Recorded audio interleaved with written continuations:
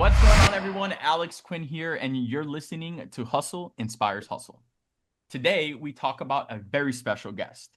Miami is in the middle of a branded real estate boom, and today's guest is leading one of the most talked about projects in the city. Mikael Hamaoui is the founder and CEO of Riviera Horizons and the developer behind Pagani Residences in North Bay Village, the world's first luxury residential concept designed in collaboration with the iconic supercar brand. With nearly 2 decades of experience across real estate, finance, and global markets, Michael is redefining what luxury living means by blending world-class design, immersive branding, and placemaking at the highest level. If you care about where culture, lifestyle, and real estate interact, this is a masterclass you don't want to miss. What's up, man? How's it going? Very excited, brother. I'm a very, very big fan of Pagani.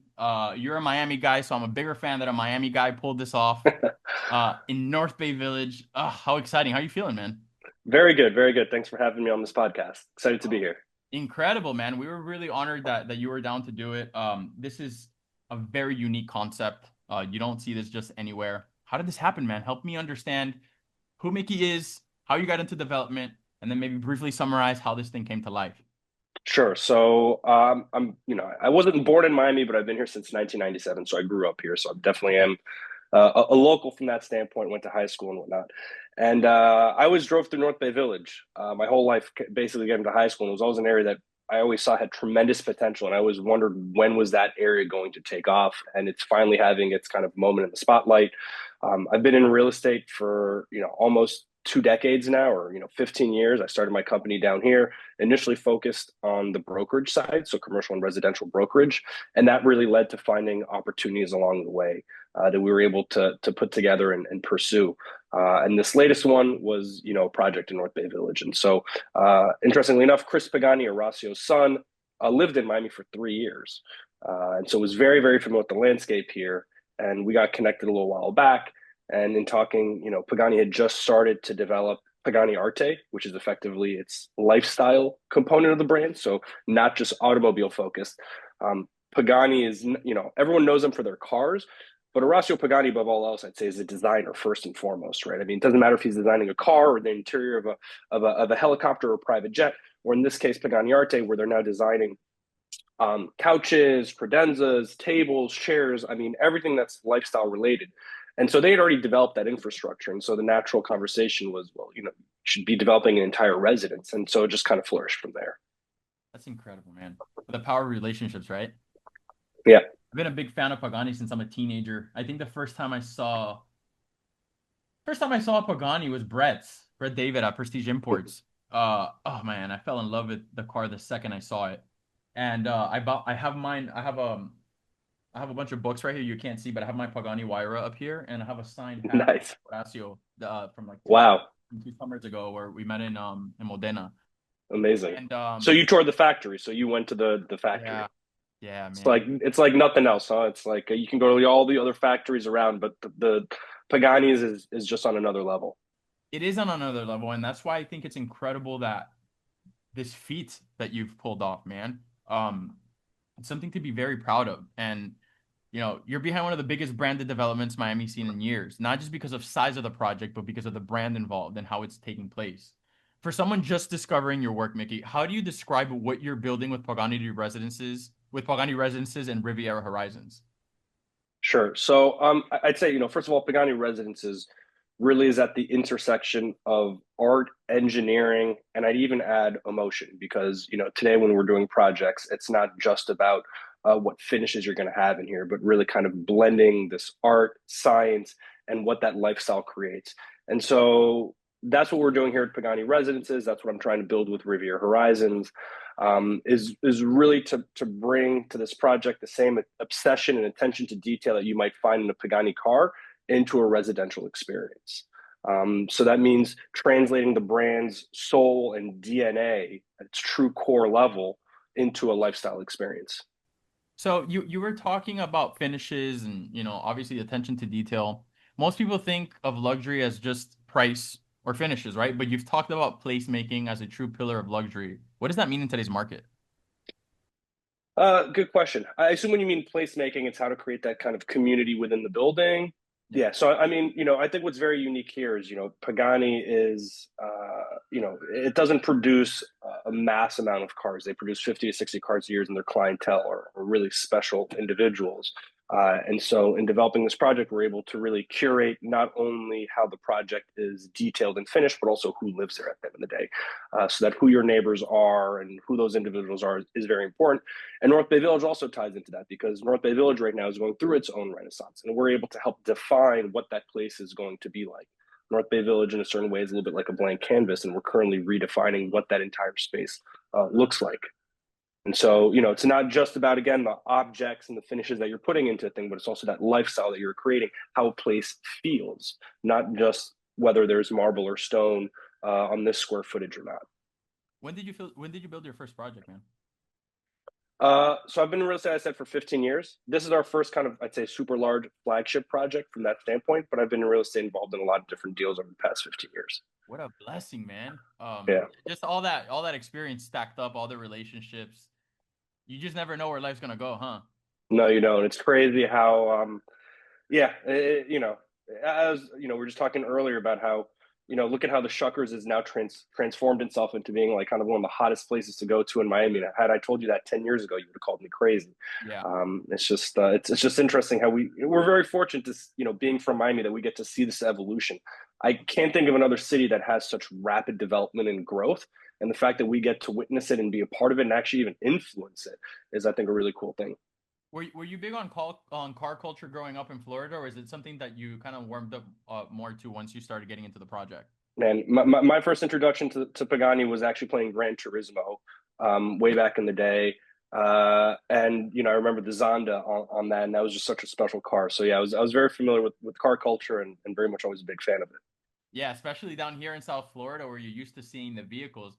It is super cool though when you do see the Pagani because you don't see it often. That's what you're talking. You see No, a you Lambo, you a never see Ferrari, it. or yours, but you won't see a Pagani all the time. There's only a few in Miami actually. There's literally a handful of them in Miami, and Three or they tend to four. be exactly. I mean, Brett David has one, and they tend to be, stored at Prestige or now at the, because Pagani actually moved their America's headquarters to Coral Gables. I don't know if you know this, but they used Wow, to be no. based out of California, and about 3 years ago, they migrated their America's headquarters down to Miami. So now they've got a space down there. That's really the HQ. It's a great space. They always have one or two Paganis in that showroom, and they're actually showcasing a lot of the Pagani Arte furniture in there as well. But it just shows that there was such an attention that Pagani wanted to give to Miami Yep. because of how fast it's developing and how it's the bridge to Latin America and how important of a city it is, even for them. I love that they do their own furniture, right? Because you see a lot of these luxury towers that are being built around the world.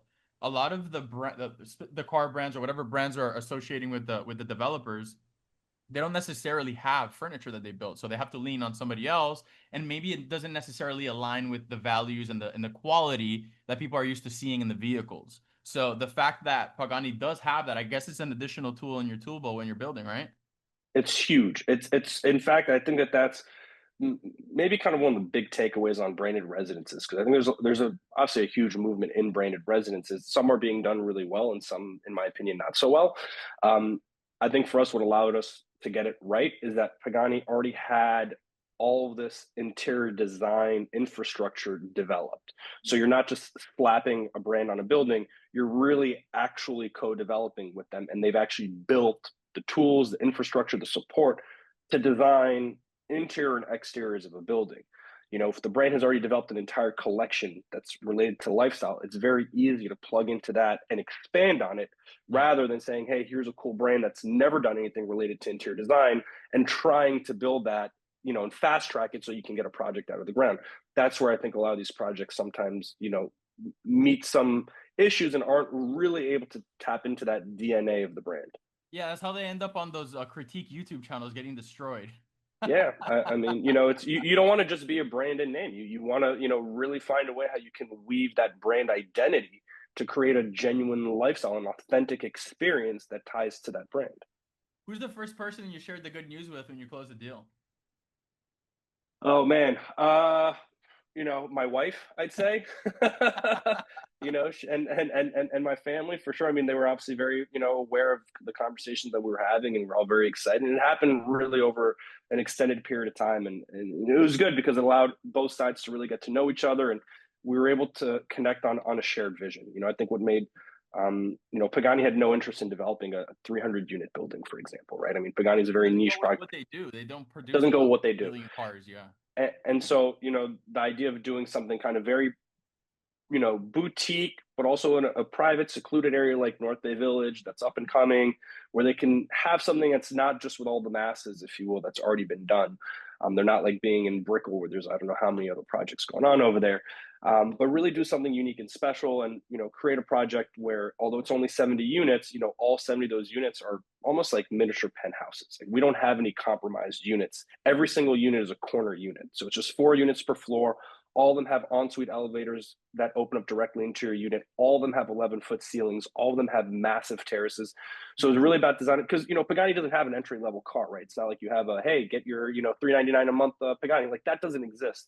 And so it's really important that when we did the building, that there also, every single unit was its own sort of masterpiece. Every single unit, doesn't matter if it's the lowest floor unit, is a wow factor. It has that wow factor. When Mickey was in high school, what did you think you were going to do with your life? Finance. I started off in finance and investment banking in New York. But real estate was always, I'd say, I think, part of like my DNA in a certain way. Yeah. Were you inspired by anyone in your family, any close friends, or is it just something that came, maybe an external factor? My father was always involved in real estate as well, and he Yeah. always said, my grandfather was actually a real estate developer in Israel, a long, long time ago. And my dad always told me that, like, real estate was in our DNA to a certain extent. And my dad did a little bit of it, but I've really kind of jumped back into it, full Is on. that still around with us? Oh yeah, Yeah. How does he absolutely. feel? What Yeah, does he tell you? he loves it. I mean, he loves this project, and he's always been the one to kind of push to go for bigger and more exciting projects. When I was first kind of getting into this, he was always an advocate saying, whether you're developing 6 units or 600 units, it's the same brain damage. You might as well go for something big and exciting. It's going to take the same amount of time. You're going to go through the permitting process. All of that stuff is going to be the same. You might as well go for the one that you really want to do. And so we kind of really just jumped into, I'd say, kind of bigger and more exciting projects. And it ends up being easier to do some of these bigger projects, I have to say, because, if you're designing a 5 unit, project kind of not in a prime location, you're not able to attract the top architects, the top engineers, the top marketing firms, top investors, so it makes it very hard when you're dealing with that. If you're doing kind of these larger scale projects, it might be scary, but in reality, it's actually easier to execute on because you're able to get A teams on everything. And that makes life much easier. What did you think your grandpa would say, seeing that he was in the business and his grandson did something like this? Probably wow, Yeah. Yeah. I mean, yeah, I think he'd be very excited to see it happening, right? I have a Yeah. picture of my It's kind of grandpa. wild. I have a picture of my grandpa next to my desk, and I always Yeah. think about what you think about just watching Yeah. shit happen, because we work all the time, we bust our ass, and we don't really know if our future generations are maybe gonna carry on what we're doing. Sometimes I think Yeah. my books, my shows, my stuff, my documentaries, things that I have on TV, like, or is my family gonna want to even touch that when I'm no longer around? Are they gonna think that shit's whack? Are they gonna think it's cool? Are they gonna think I Yeah. wasted my time? So really cool, man. Really cool. Guaranteed they're going to think it's cool, because I think for them to be able to see, they'll be able to watch you effectively in person talking about the things that you're passionate about. Without a doubt, it's going to have a massive impact on them. Can you Without a imagine doubt. how wild it would be for you to have like a series of podcasts of your grandpa just chopping it up about real estate and building? I mean, let me ask you this. If you had your grandpa that was on a podcast, 100 years ago or whatever it might be, on a topic that was completely unrelated to the one that you're in, you would still be super excited to look at it and watch I would give it. so It's much to just have exactly, that. Yeah, it would be. exactly. So it'd be huge. It'd be huge. So it's very cool that we actually get to create this sort of content that, you're right, I never really thought about that way, that might be watched, 100 years from now by a great grandson. Yeah, bro. Hell yeah. So, Mickey, what's the biggest misconception modern developers have about branded real estate, and what's one thing you think of them? What's one thing you think more of them should focus on? I think it was just what we were talking about before. I think developers think that a branded residence is a marketing strategy. I think that's the biggest misconception. Branded residences is not a marketing strategy. It should be a design philosophy. And it should really be about tying into that DNA of the brand from a design standpoint, from a lifestyle experience point. It's not about just, again, slapping a name on a building and calling it a branded residence. It's really about finding a way that you can go ahead and tie into that DNA of the brand. So everything from the lobby flow, the lighting, the temperature, all that feels authentic and genuine to the brand. It's about co-creation. We're incredibly, and co-creation and co-branding, I should even say, from that standpoint. And we're really fortunate that with Pagani, we still have Orazio Pagani that's alive and well. When it comes to certain brands, if you think about it, their founder and creator is no longer around. I mean, we have Orazio Pagani at the helm of the company still today. I mean, he was down in Miami. We toured all the other branded projects and all the other luxury projects in Miami together because he specifically wanted to see what was being done in other branded projects. How do we raise the bar? How do we do better than everyone else? What are other projects doing? So to have him, his two sons, Leo and Chris, involved, the entire team coming down to Miami, that's really allowing us to do something very different and very special, to be able to have those meetings with Orazio himself, to have him involved in talking about, hey, what do you think about these door handles? Or what do you think about this lighting system? Or how do you think the latch mechanism on the door is going to work? I'll give you one little detail, for example. We had a meeting, it was maybe like 9 months ago, where he was down in Miami again with the whole team. And very randomly, he brought up a question that at the time to me felt very random. He was like, how do the doors close? Like, what do you mean, how do the doors close? That's like, it's a door. Like, I mean, it's got a latch mechanism, you turn the handle, and, like, I don't know how to answer that question. And it came up that he wasn't really a fan of the fact that you could see the sort of latch mechanism that sticks out of the side of a door, if you will. Yeah. And wanted to know if there was kind of a flush system or something that we could create. And I was like, man, I don't know if we're going to like reinvent the door here. I mean, that's kind of like a big ask. Unfortunately, our interior designer, A++, actually had this Italian magnetic system that they were familiar with, where it doesn't have this sort of latch mechanism, the traditional latch mechanism where when you turn the handle, the latch goes in. Rather, it's a magnetic system that's completely flush and inside the door. And when you close the door, the magnetic system pops out. And when you turn the handle, it unlocks it and it sucks the magnetic system back in. And so it just always stays flush. So we ended up adding that into all the doors of the building. That came out of, again, this very random detail that Orazio had suddenly focused on. And looking back on it, I also realized, why the door was such an important detail to him. On a Pagani car, the door is the first experience that the client has with the car. It's the first interaction. It's that moment of entry. So for him, that was a very important moment. So for him to focus on that, again, is something that we're able to tie directly into the fact that he's still around and he still thinks with that process and has that design-inspired mindset when creating something. And that's what adds value to the unit, because when Absolutely. when the realtor or your sales team is walking around showing the unit, you could get down to the most granular detail, and Horatio or your team was involved, and that's what brings it over the top. Again, those are the types of details that we have in the building that I don't think any other building has that kind of attention to detail. And that's, again, very much about the brand DNA. That is what is synonymous with Pagani. And there's so many of those, and it's so hard to even market those. Like, we can't even, we can't put that on a presentation and make that a selling tool, because there's just so many of those. It's just, there's just going to be certain things that people are just going to discover when they move into the unit at the end of the day, Nikki, I want to ask you a question related to branding, marketing, and public relations. Okay. I've been a marketer since I'm in high school. We talked a little bit about high school before we jumped on. Since I'm in high school, I've been doing digital marketing, and I've sold products and services. But I've always been curious about your industry. So I wanted you to educate me a little bit about how the marketing process or PR process is for promoting, for selling a luxury development. How does that work?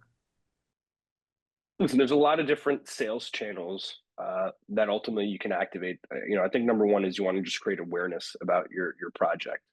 In, I'd say, ultra luxury condo development, we know that a large majority of our sales are actually going to happen through other brokers bringing those relationships. So it's super important to work with the brokerage community in Miami, to really engage with all the agents that are down here, work hand in hand with them, create events with them, and do all that, because they're the ones who are ultimately going to get a phone call from, whether it be a friend in California or New York or Miami, and say, hey, I'm interested in buying something in Miami. What should I be looking at? Please tell me, like, what are the hottest and greatest projects that exist in Miami? So working with the co-brokerage community is kind of, I'd say, number one at the top of the list of what you should be doing if you're trying to market a luxury condo project.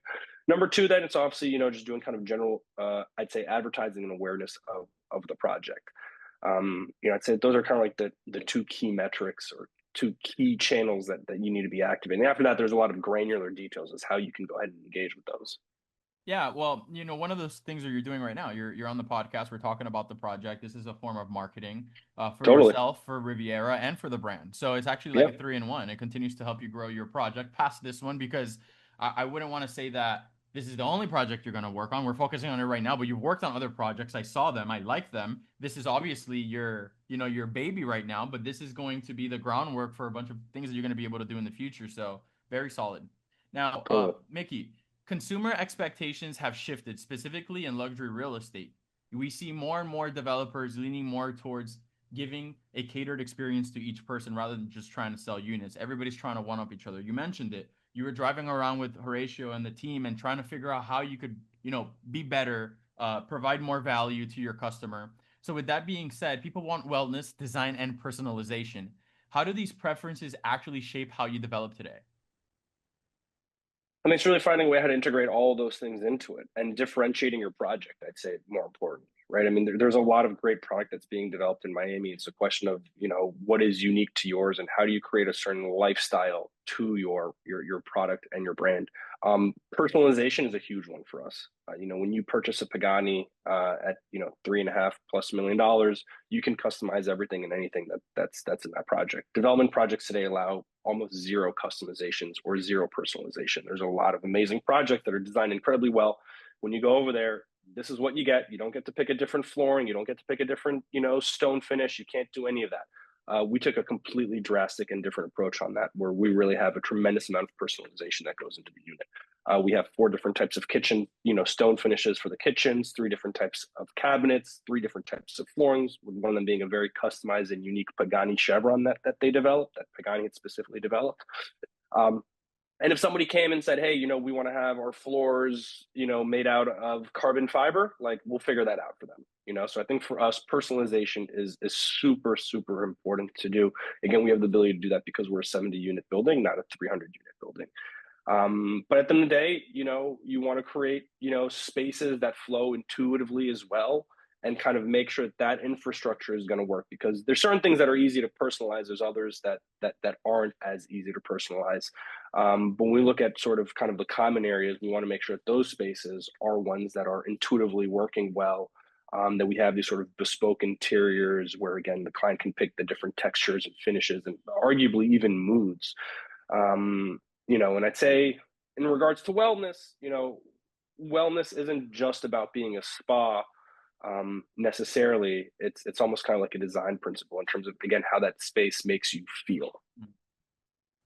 I agree 100,000%. Nikki, do you have ambitions to scale Riviera past the Florida market? Or is this a market that you want to conquer?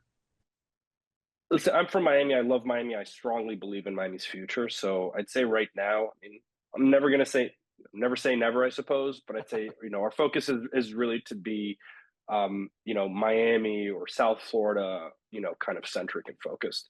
Again, Happy to hear this, that. this, I'm this asking feels, that as a this feel, Miami guy, hoping that you yeah. keep doing crazy this here.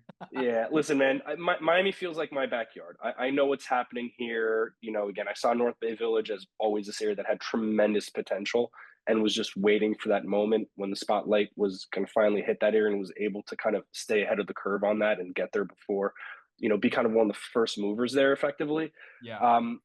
Developing in another market, there's something that I kind of always learned earlier on that my dad told me. It's, in any transaction, there's always one side that knows more than the other.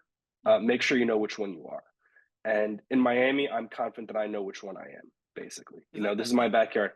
like that saying that says, when the man with money meets the man with experience, the man with no money leaves with experience, and the man with money leaves with the. Yeah, the man with experience leaves with money. Maybe so. Yeah, it kind of is that. But again, it's like, listen, there's a buyer and there's a seller. There's one guy that believes something different than the other at the end of the day, and the Yeah. question is who's right. And if I'm buying in another market, I'm probably at a significant disadvantage when I'm in Miami, because I grew up here and I know the market and I have the relationships here, the whole brokerage community that I work with. You have an edge, and I think it's important to do things where you have an edge. I love I want to speak to the safety of North Bay Village. So first and foremost, safety is a big factor. So that's checked off because everybody knows you can Yeah. tour around over there. View, uh, incredible view. Uh, Beach down the road.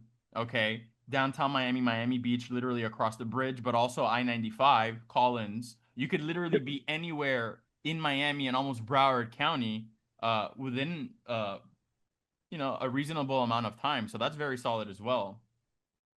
Yeah, listen, North Bay Village is it's crazy that it's taken this long to Yeah. develop the way that it's developing. If you think about it, Yeah.